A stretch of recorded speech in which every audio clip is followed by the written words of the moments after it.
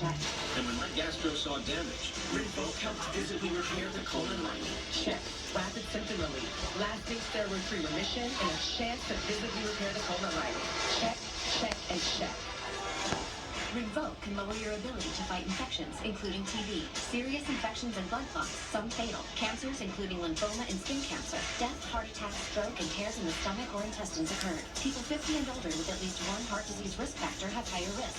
Don't take if allergic to Rinvoq, as serious reactions can occur. Tell your doctor if you are or may become pregnant. Put UC in check and keep it there with Rinvoq. Ask your gastro about Rinvoq and learn how AbbVie could help you save. a wolf in the wild and your dog both share a hunger for meat. So we've added 20% more meat to protein-rich Blue Wilderness. Go wild with Blue Wilderness, now with 20% more meat. Sure, you should teach him to ride a bike.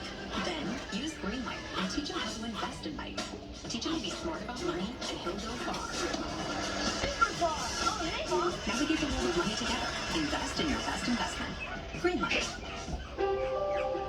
At the University of California, Irvine, Dr. Anthony James and his team are trying to genetically engineer mosquitoes to make them resistant to the parasite that causes malaria. It's interesting and important to understand that there are a lot of different malaria parasites.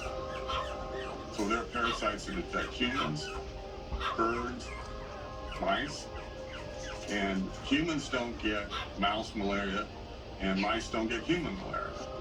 So when people were looking for vaccine candidates, they took human malaria parasites and put them into mice, and the mice essentially mounted a very strong immune response and killed off the human parasites. We were able to exploit these antibody genes, get them out of the mouse, and turn them into something that could actually put into the mosquito. Oh, you got it. You got Dr. it. James and his team used these antibodies to create a synthetic gene. We actually put the DNA in a solution and we micro-inject it into tiny mosquito eggs. The objective here is to target the cells that will become the future sperm and eggs, and that way it's incorporated into the genetics in a way that it can be inherited. Along with the new DNA, they also inject something called a gene drive. This is a form of CRISPR technology that forces the synthetic gene to always be passed along to future generations of mosquitoes. Much to our surprise, our success rate was 100%. I mean, every one we tried worked. It's a stunning achievement.